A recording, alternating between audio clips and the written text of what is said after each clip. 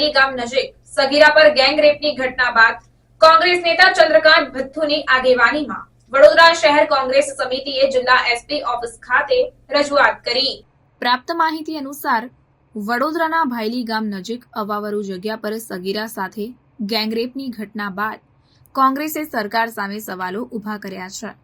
પાલિકામાં કોંગ્રેસ નેતા ચંદ્રકાંત ભથ્થુની આગેવાનીમાં વડોદરા શહેર કોંગ્રેસ સમિતિએ વડોદરા જિલ્લા એસપી ઓફિસ ખાતે આવેદનપત્ર પાઠવીને રજૂઆત કરી હતી। આ સાથે જ સરકાર પર આકરા પ્રહારો કરી ઘટનાને વખોડી કસૂરવારો સામે જલ્દીમાં જલ્દી આકરી કાર્યવાહી કરવાની માંગ કરાઈ હતી।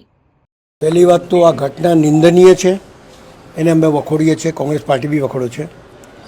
પણ કોઈ પણ નેતા હંમેશા લોકોની વચ્ચે ફરતો હોય, લોકોની લાગણી હોય તો ગમે તેવા સ્ટેટમેન્ટ મંચ ઉપર ચડીને આપી દે કે આખી રાત ગરબા કરો કે આ કરો। પણ જે ડિપાર્ટમેન્ટ સ્વતંત્ર છે, જે જાનમાલની સુરક્ષા કરવા માટે બંધાયેલો છે, એ ડિપાર્ટમેન્ટને સાથે તમે આપલે કરી, વાર્તાઓની આપલે કરી। એ ડિપાર્ટમેન્ટ શું કહે છે? એક તો ડિપાર્ટમેન્ટની પાસે સંખ્યા ઓછી, જેટલા માણસો એની સાથે સાથે નેતા મંચ ઉપર ચડીને આખી રાત ગરબા થશે તો પછી એના માટે બંદોબસ્ત હોવો જોઈએ।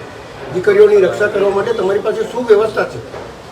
વાહનો એટલી નથી, એટલા તમારા સીસીટીવી કેમેરા નથી, અને ગમે ત્યારે આવો બનાવો બની જાય તો તમે પાસે ખાલી હાથ અદ્ધર કરી દો, એ નહીં ચાલે ભાઈ। એ દીકરીને જે કંઈ બી નુકસાન થયું હોય, જે કંઈ એનું અપમાન થયું હોય, જે કંઈ સમાજમાં બદનામી થઈ હોય, એની ભરપાઈ તમે કરી શકવાનો છો કોઈ નેતા? એટલે કડકાઈથી કામ લો અને જે લોકોએ આ કૃત્ય કર્યું છે એના ઉપર સખતમાં સખત પગલાં લો, એવી કોંગ્રેસ પાર્ટીની માંગ છે। તમે શું કહેશો? હું એ જ કહું છું કે આ પ્રમાણના જો કેસો હમણાં વધતા જાય છે, હવે આપણી દીકરીઓ, અમારી પણ બેબી છે, હવે મને બીક લાગે છે કે તો આપણે બહુ ફ્રીડમ હતું ગુજરાતમાં, બરોડામાં ખાસ કરીને કે નવરાત્રિમાં બરોડાની છોકરીઓને એકદમ લહેર હતી કે જ્યારે મન ફાવે ત્યારે ગરબા કરવા જાય ને આવે, કોઈ દિવસ કોઈ જગ્યાએ બીક નહોતી। પણ આ બધા બનાવ પછી એવું લાગે છે કે હવે આપણે આપણી છોકરીઓને સાચવી રાખવું પડે। અહીં જરાય સુરક્ષા નથી, તો પોલીસ કર્મીઓનો અછાત છે, પોલીસ કર્મીઓ ભરતી નથી થતી। હવે એ લોકો જેટલી સંખ્યામાં છે એટલી સંખ્યા બધી જગ્યાએ પહોંચી નથી વળી શકતા।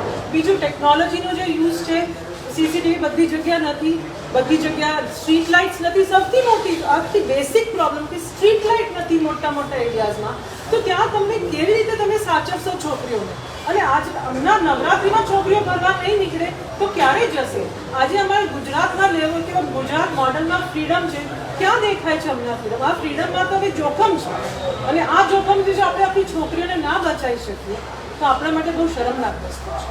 આજે આવેદનપત્ર આપ્યું, શું કીધું? એસપી સાહેબે એમની પ્રમાણમાં જે લાગણી એમને વ્યવસ્થા કરવી જોઈએ કરી છે, અને જે પ્રયત્ન એમને કરવા જોઈએ અમે એમને એ જ કહ્યું છે કે એક્સ્ટ્રા ગાડીઓ છોડો, તમારી પેટ્રોલ વેનિંગ વધારીશું, જે એરિયાઝમાં લાઇટ્સ, સ્ટ્રીટ લાઇટ્સ નથી, જે એરિયાઝમાં સીસીટીવી કેમેરા નથી, અને હમણાં બધા છોકરાઓ છોકરીઓ બધા રમે જ છે, રમવા નીકળે જ છે નવરાત્રિમાં, તો પ્લીઝ તમારું પેટ્રોલિંગ વધારો, એ જ અમારા માટે સૌથી મહત્વની વાત છે।